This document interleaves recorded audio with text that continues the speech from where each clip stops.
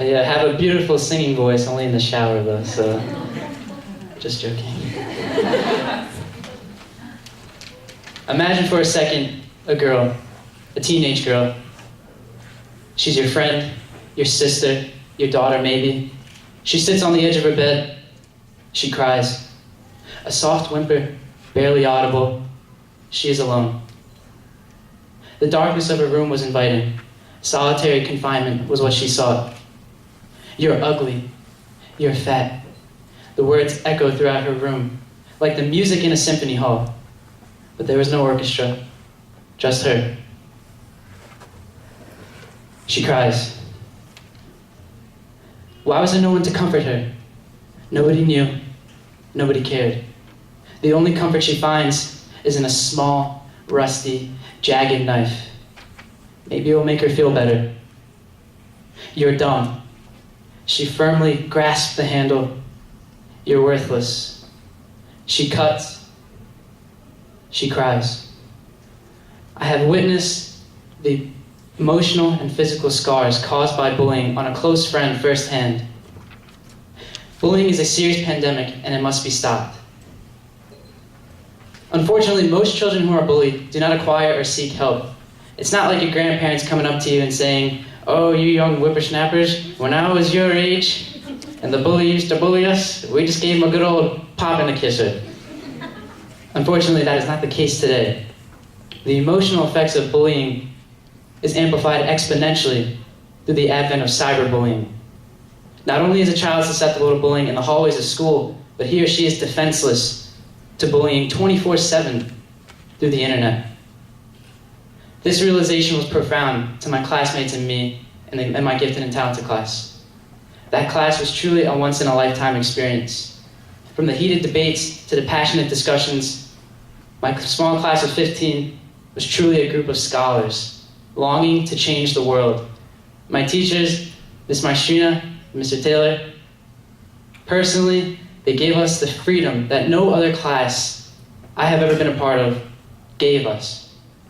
They also gave us the tools necessary for us to use the knowledge that we learned to apply it to the real world, to change our community. We were already learning a unit on the effects of the media on teens' body images when we met with the middle school administrators. And they said to us that the middle school sees a very big problem in bullying with their students. And they actually spent money to get outside organizations to come in and perform anti-bullying workshops. But they saw no benefit in that. The bullying did not decrease. Well, why was that? The administrators asked us to do something about it. And so in response, my classmates and I created the I Am campaign. We ventured over to the middle school gym and put on and engaged in a non-bullying workshop with the middle school students, with the 7th graders. We dressed up according to different stereotypes, like the immensely popular football-playing, lady charming jock, and of course a socially awkward, book-reading, glasses-wearing nerd. On a side note, my attire consisted of a button-down shirt tucked in, with my pants hiked up past my belly button, and of course a pocket protector full of various writing utensils, and a protractor, because doesn't everybody carry around a protractor with them every day? My stereotype was the nerdy Indian kid, which is funny because I am one. The anxious 7th graders inched into the gym, brows furrowed, skeptical. To break the ice, we played a little game with them to open them up and get them to work together. And afterwards, we put on a skit, my peers and I, to emphasize the devastating effects of bullying and also to showcase the life-changing potential of kindness. The bully would make fun of someone based on their stereotypes, based on the way they were dressed, and then that person would go on to bully another person based on their stereotypes, based on the way they dressed, and so on and so forth. It showed the students that bullying had a cascading effect. We then rewinded the skit to show that the act of kindness has that same effect. If instead that bully had complimented the person, then the act of kindness would cascade onto the next person and onto the next. Afterwards, my peers and I did a little activity with the middle schoolers. We had various stereotypes written on different post-it notes, and we put the Post-it notes on the middle schoolers' foreheads so they couldn't see what stereotype they had. And it might seem a little silly imagining a bunch of middle schoolers just running around with Post-it notes on their head, but based on the way that other people treated them, they had to guess what their Post-it note was. They had to guess what their stereotype was.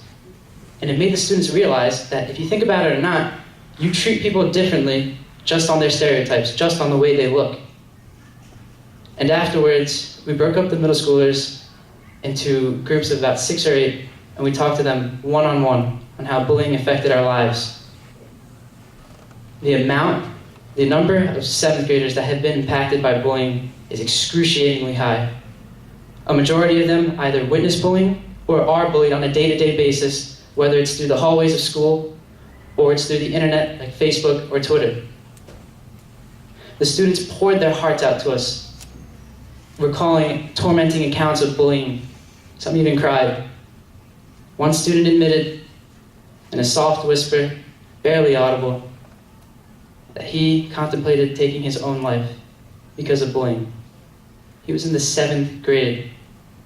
Suicide. He thought that nobody was there for him. Nobody knew. Nobody cared. But that is not the case. His parents were there for him. His friends were there for him. Counselors, teachers. We were there for him. The I Am campaign provided an open forum for middle school students to open up and share their experiences with upperclassmen.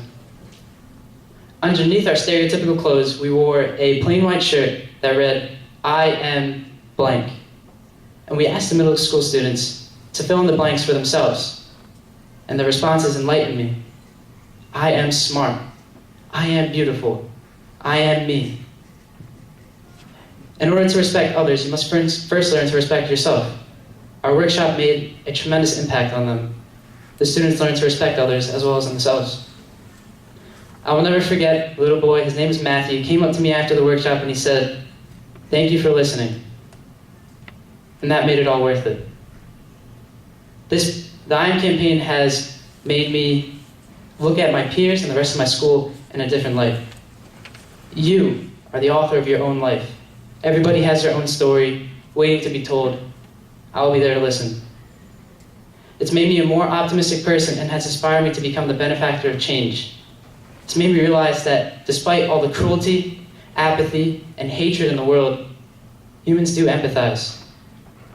We are social creatures.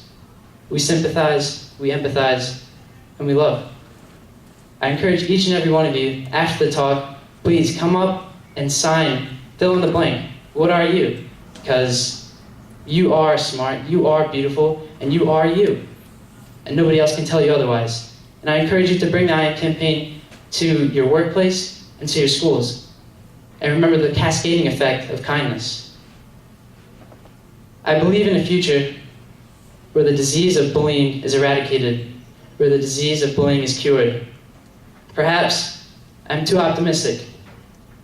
Perhaps I'm just a single drop in a vast, limitless ocean who can't change the tides or the current of the sea. But what is the current but the movement of a multitude of drops? It all starts with a single drop to set the ocean into motion. I believe in a future where the disease of bullying is cured, and I believe that if you cannot envision the future, envision the change, then it will not happen. Because I am hopeful. Thank you.